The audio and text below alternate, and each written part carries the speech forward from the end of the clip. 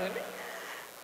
Chairman Jones, thank you so very much for that introduction and hosting us today. Thank you very much. Shall we? Okay. Well, how are you, Madam Vice President? I am very well, Mr. Harvey. You've been How pretty you doing? busy. Yeah, I'm in these streets. Yeah, you are, really, you are. Uh-huh. What's your schedule after this? So I just flew in from Washington, D.C. After I'd leave here, I go back to Air Force Two to go back to D.C., and then about 4 hours later, I get back on the plane to go to Switzerland to do a few meetings there regarding what's happening in Europe, and particularly what's happening with Ukraine. And then I will do those meetings and then come right back. Me and Marjorie going to Croatia Tuesday. That plane you on, can we use Air Force Two? That's the one. That's nice. Hey, listen, let's get started, because this is important information. You and I have talked about this many times before on my show, and it's a lot of things you've been doing. This past fall, you had a Fight for Our Freedoms college tour. Yeah. And you talked to over 15,000 college students to expand upon all of the urgent issues that concerned us as a people. And you've been traveling across the country doing a lot of other things. And just recently, after addressing the epidemic of gun violence and women's rights, reproductive rights, and all of this that seem to have taken away, you've launched an economic opportunity tour. So tell us a little bit about this tour and why you launched it. So I'll start by talking about where we are right now. So this hotel, many may know, was referred to as the Hotel of Hope. This was the only hotel that allowed Dr. King to speak. And it was here in this very ballroom that Dr. King gave one of his last speeches. I think it was the last one in his Poor People's Campaign, talking about, of course, what he was on the verge of doing, which was to merge the civil rights movement which is, of course, a movement about justice, with the movement around economic justice. And it was shortly after he was here that he was assassinated. And so the symmetry of being here as the first black vice president of the United States to talk about the important economic opportunity for the community, something that I feel very strongly about. And so I'm doing this tour. Thank you. So I'm doing this tour mostly because I believe that for those of us who do the kind of work that our administration is doing, that President Biden and I are doing, in order for it to be real, it's got to hit the streets. And the only way that that will happen in a meaningful way is if the people are aware of what is available to them and then take advantage of that. So I wanted to come and speak to 100 black men, to this organization, because I know who everyone here is. This is a room full of leaders of every age who can help get the word out about what we have made available, because it's so important people take advantage of what's available. So I'm doing this tour to, one, highlight the importance of speaking truth about the obstacles that have existed for access to capital, for home ownership, for black folks, and what we are doing to actually deal with those obstacles in a way that we create opportunity. I'm going to talk a little bit about that in a minute. So, for example, what we're doing around reduction of debt, debt forgiveness, what we are doing to address the racial wealth gap as it relates to a number of issues, including access to capital for our small businesses and entrepreneurs, what it means in terms of housing discrimination, and the work that we need to do and will continue to do to address those issues. And really the essence of this tour is born out of a belief that people need more than just what is necessary to get by. We want to get ahead. And we know that it is important that we have reduced black unemployment to historic lows, but that's a baseline, which is that people have a job. In our community, we also have ambition, aspirations, incredible ideas, And the division between that and actually being able to put it to use is often about access to the relationship, the capital that can take us from those good ideas to creating a business, starting a business, growing a business. So that's why I'm doing this tour.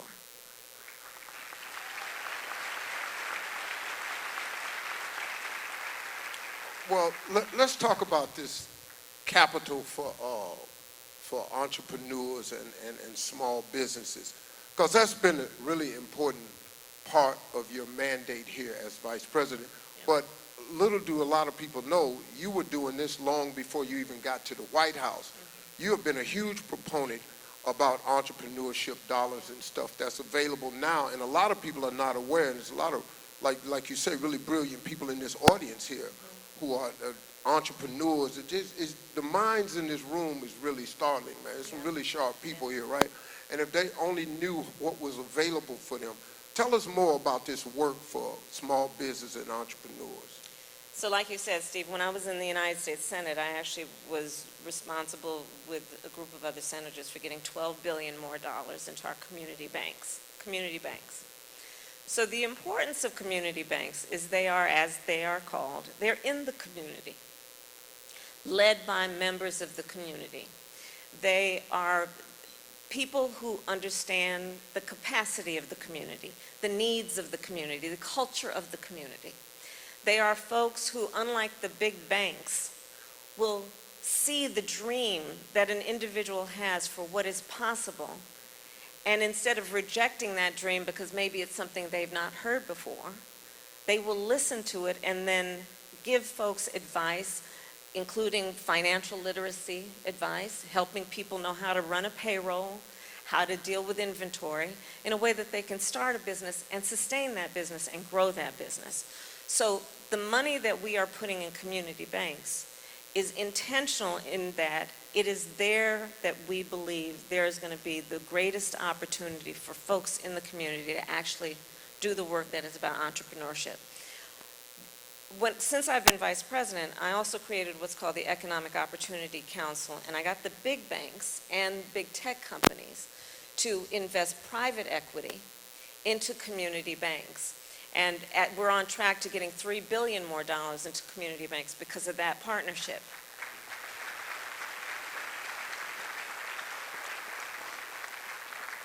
And there's a specific piece of that that's very important.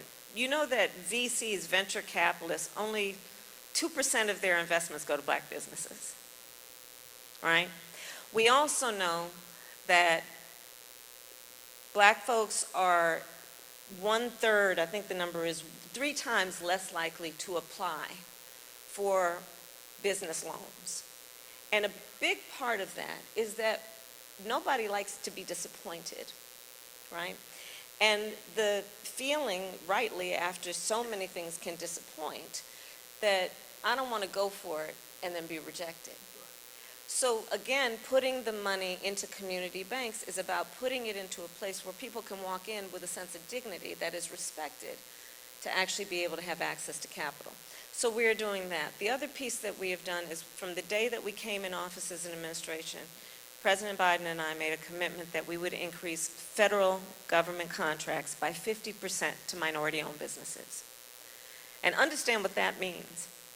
Once you get a federal contract, it's usually for 5 years, and you can renew it for 10, 20, 30 years.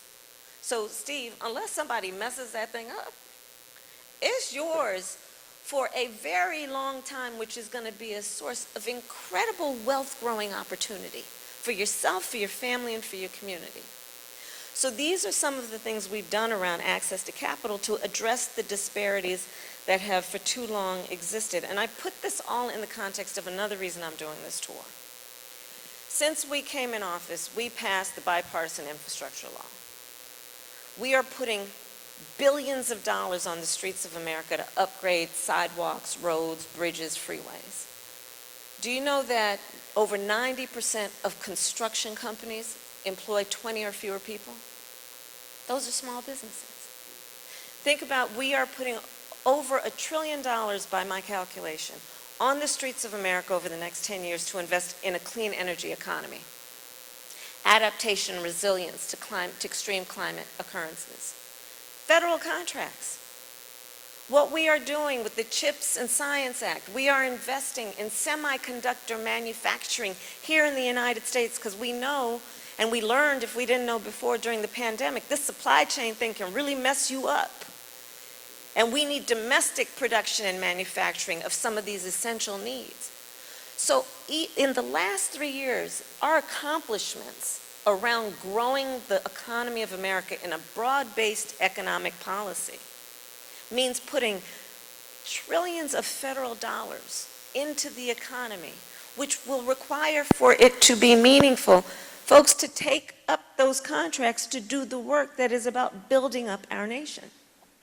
So that's part of why I'm here, is to ask everyone here, help me get out the word of what we are doing, and that the Small Business Administration, as an example, and we have representatives here, we have the Deputy Secretary of Commerce here, the Deputy Secretary of Treasury here, help get the word out about what is available, because too often, like I said, Black folks are 3 times less likely to apply for these things.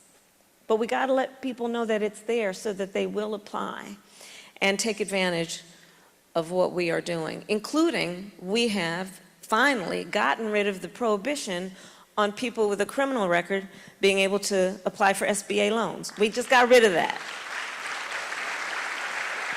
So now, for those who are formally incarcerated or who have a conviction for a crime, that will no longer prohibit people from being eligible for small business loans. Help me get the word out. That's why I'm here. Well, that's good, because you might as well be able to get a small business loan, because you can be president, too, with a criminal record. So that's a nice exchange. Ain't that about a... Yeah. You know, look, I've been reading this paper because I got to stay to the... I got a headache trying to stay on course, so just let me go off this paper for a minute. Before y'all start calling my radio show and DMing me, talking about why you ain't asked no hard-hitting questions, that ain't what this is. I'm throwing a lob. This is an alley-oop for a dunk, because this administration needs to get the word out of what they're actually doing and what they're actually accomplishing, so we can stop all this foolishness about what you're doing for Black people. Can't nobody come out with no agenda and call it this for Black people and expect to get in the White House. You got to play the game different. Y'all know what this is. So now this next question is another lob for her to dunk. Because they done a lot, man. But we see, I'm on this radio show and I'm hearing all these people talking about, I'm not voting if they not doing nothing for us. Listen to me. If you do not vote, the analytics will show. They know how many women vote, they know the age you are when you vote. If we don't vote, how we gonna ask for something next time? If you ain't got no voting power, you talking about reparations. Ain't nobody finna give you no reparations and you don't vote. Oh, why you think they finna give us some money? No how, man. I hope they do. They owe us. I go down there.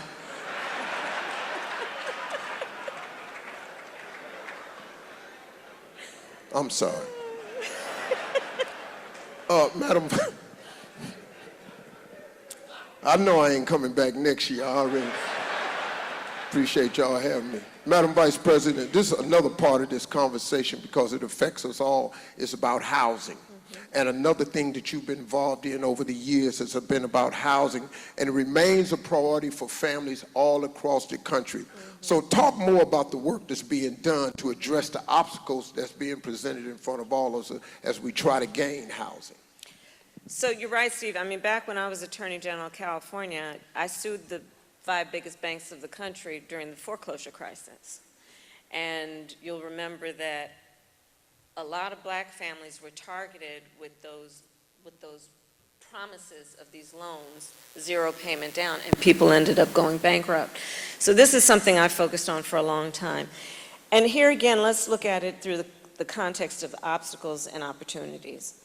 So home ownership is probably one of the most effective and efficient and fastest ways to grow intergenerational wealth. Just think about it in this context. You own a home, and then your child says, you know, Daddy, I want to go to Howard University. Yes. And you can say to your child, honey, you don't have to take out some loans to do that. I'll take some equity out of the house. Or let's say your daughter says, I want to start a small business. And you can say to your child, honey, you don't have to take out a loan. I will take some equity out of the house to give you some startup capital. Intergenerational wealth. Okay, but that's a fact. Now let's talk about other facts. Let's talk about, we don't even need to go as far back as 40 acres and a mule never happened. Let's go to the GI Bill. You know, we just celebrated D-Day. So remember, we call them the greatest generation, those mostly men who went to war and put America on the map as a leader around global peace and security. So the United States government, in essence, said, the people said, you are the greatest generation. You sacrificed so much. We owe you, and we believe in you. And there were policies then to boost their standing through loans, specific grants given to them to buy homes. So here was this incredible boost. Here's the reality. Black servicemen, because of what we know to be racial bias and racism in the system, did not receive those loans at the same rate. So where you saw public policy that was about a boost, right? We had disparities before that happened. And then you see the disparities grow even more. Take into account segregation, redlining, urban renewal, where in so many black cities in particular, they would build freeways straight through the neighborhood, which would cut the business community, commerce off from the neighborhoods. Over and over again, we have seen these inflection points in the history of our country that have set folks back around home ownership. So one thing that we have to do is speak truth about that. And the second piece of it then is, what are we going to do to accommodate the fact that we have far too many folks who, for example, in black families, there's no history in their immediate family of home ownership. What are we doing to give them a boost? So we are proposing a policy, which we are on track to getting done, so that if you are the first generation in your family to go for home ownership, you'll get a $25,000 credit for down payment. And if you are first in your family generationally, first-time home ownership, qualify for $400 a month in credits to go toward paying your mortgage. So these are some of the issues that we are seeking to address. There's another issue. Home appraisals. Again, it's about speaking truth, right? So, and I have to give great credit to the former Secretary of HUD, Marcia Fudge, who we worked on this for a while, and so this is where it is. Home appraisals. How many people here have heard the story about a black family wants to sell their home or take out a second mortgage, needs to get the home appraised for its value? And they call in the appraiser. The appraiser comes in and appraises it for a certain number. The family knows that's too low. So then they get in touch with some friends of the family who are white and say, why don't y'all come over with your family pictures? We'll take ours down. You invite an appraiser over. The house appraises for higher. Racial bias in home appraisals is a real issue. Again, contributing to what we would see then in terms of disparities around the ability to accumulate and grow wealth. So what we have done is we are now requiring that home appraisers receive racial bias training to address, again, what are these seemingly small issues, but are very big issues when you talk about the overall ability of folks to catch up and to build the kind of wealth that we know is an entitlement, is a right of every hardworking person. So that's part of what we're doing on home ownership. Good, good. Yeah.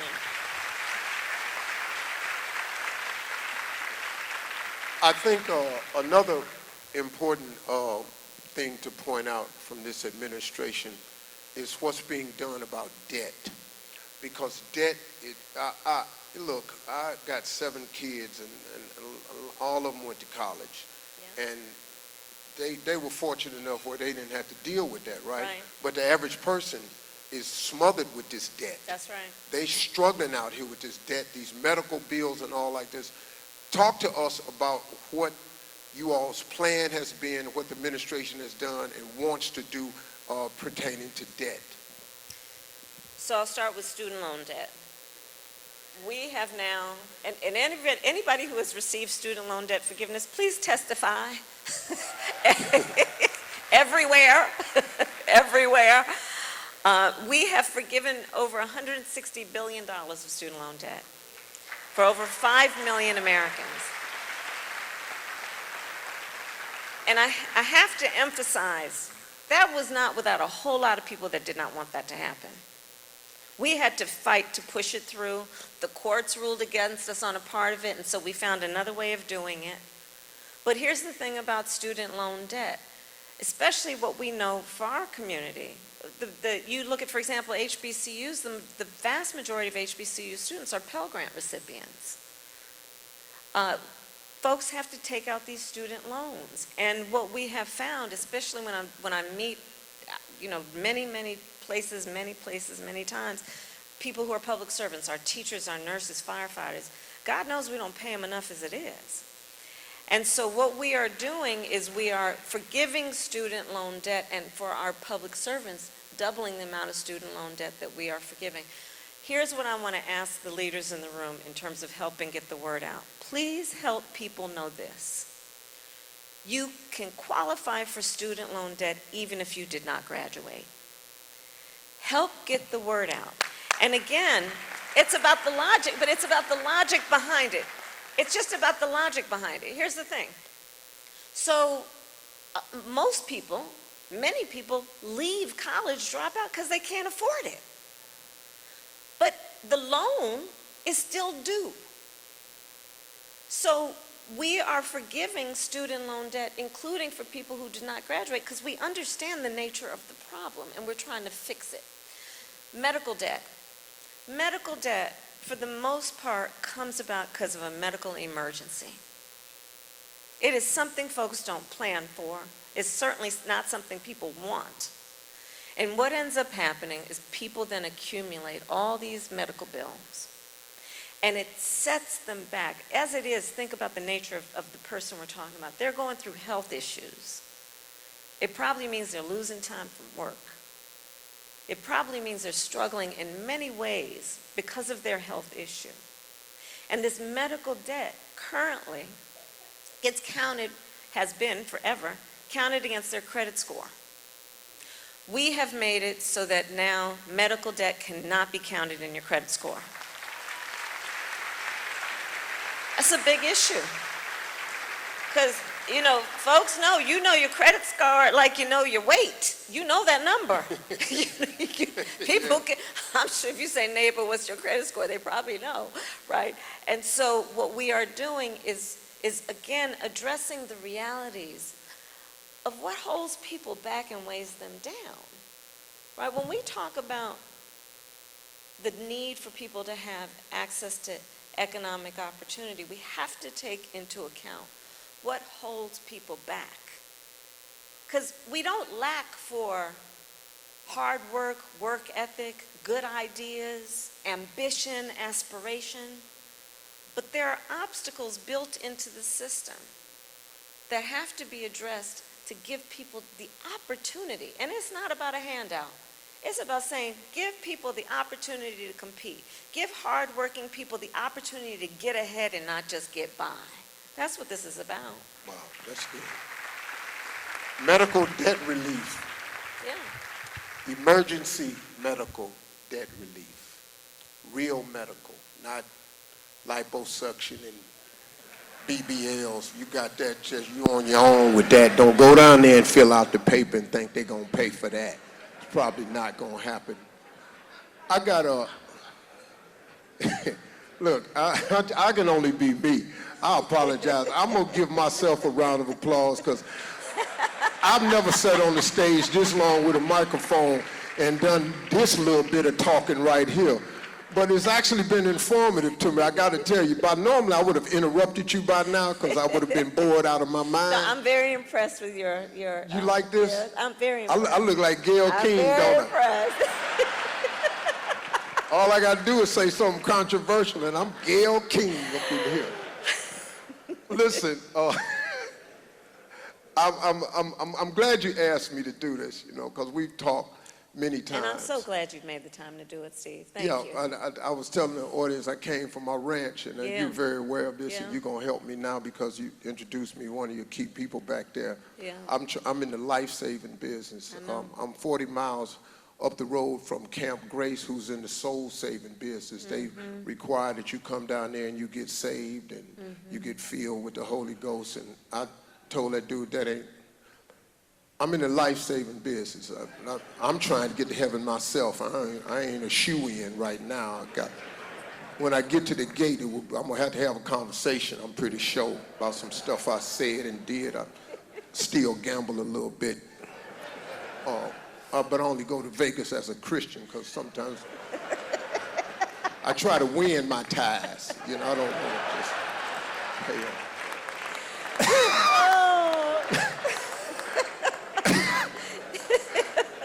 Listen, before we get out of here, I want to say this to you, Madam Vice President. We got a room full of incredible leaders out here. I mean, I feel so honored to be here. And there's so many young, brilliant minds in this room. What advice would you leave us today moving forward? Well, in particular to the young leaders, I'd say a couple things. One, you must dream with ambition. Your ambition is a good thing. It's good to have ambition. Don't ever let anybody tell you you should not have ambition and aspirations. You must have and know that you are applauded for having the ability to see what can be unburdened by what has been. And don't ever hear it when somebody says to you, oh, nobody like you has done that before. Oh, it's not your time. Oh, you're too young. Oh, and then this is one I love. Oh, it's going to be hard work. Don't you ever listen to that. I like to say, I eat no for breakfast. I don't hear no. And don't you either. The other point I would make is this, and certainly the leaders in this room know the experience that I will now describe. But to the young leaders, I will say, you're going to, in many times in your life, find that you are in a room, be it a boardroom, a meeting room, where you're the only one that looks like you. And I want you to hold in your heart and in your mind the image of what you see right now and in this room, to know that when you are in those rooms, we are all in that room with you, expecting you will walk in that room with your chin up, your shoulders back, carrying the voice that we expect you to use in that room. And know you are always applauded for being there. Don't ever let a circumstance or situation or person make you feel alone. We are all there with you, and that's the beauty of what 100 Black Men does as an organization. And so these are the things that you must remember in life, and you must always know how celebrated you are and how special you are and how much you have to give our country. We need you. To the young leaders, I started, Steve, as you said, a college tour last fall. I'm going to tell you, I love Gen Z. I really do.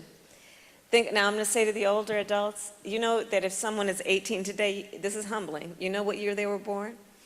2006. Deal with that. But think about Gen Z and our younger leaders. They've only known the climate crisis. They have actually coined a term, climate anxiety, to describe their concern about having children one day or owning a home for fear of what extreme weather might do to wipe it out. They witnessed the killing of George Floyd. They went through a pandemic and lost significant pieces of their education and socialization process. During the height of their reproductive years, the highest court in the land, the court of Thurgood, just took a constitutional right from them so that our daughters will know fewer rights than their grandmothers.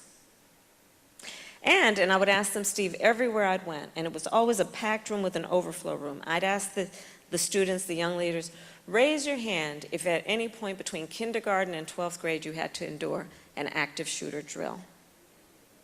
And almost every hand went up. It was bone chilling.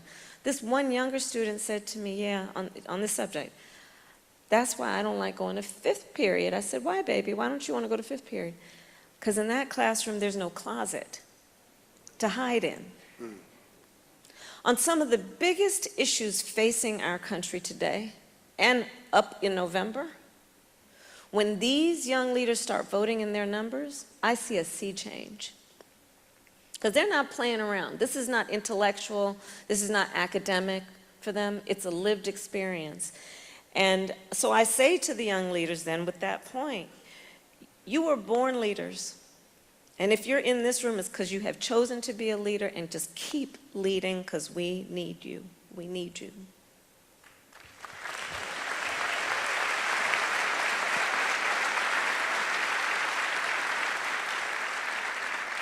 Well, we've come to the end. This clock is at 0. I did what I said I was going to do. Your Secret Service, all of them got guns, and they had me in the room by themselves, and they said when that clock hits 0, you must be through, so y'all can put them safeties back on your pistols, because I've completed my task.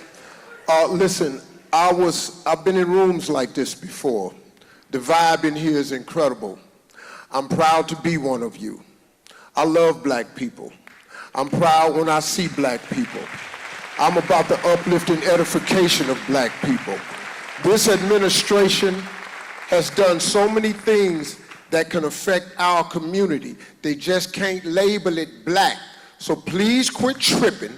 When we get up to November, we got to get to these polls. Because this other group talking about Make America Great Again, I don't know when it was supposed to be great for us, but when you start taking black history out of schools and you start getting rid of diversity inclusion, I got a real feeling of what they think America would look great again. We have got to get to the polls, and this is the ticket we need to punch it for. It's the Harris-Biden ticket, and I think that's what we need to do. Thank y'all for having me.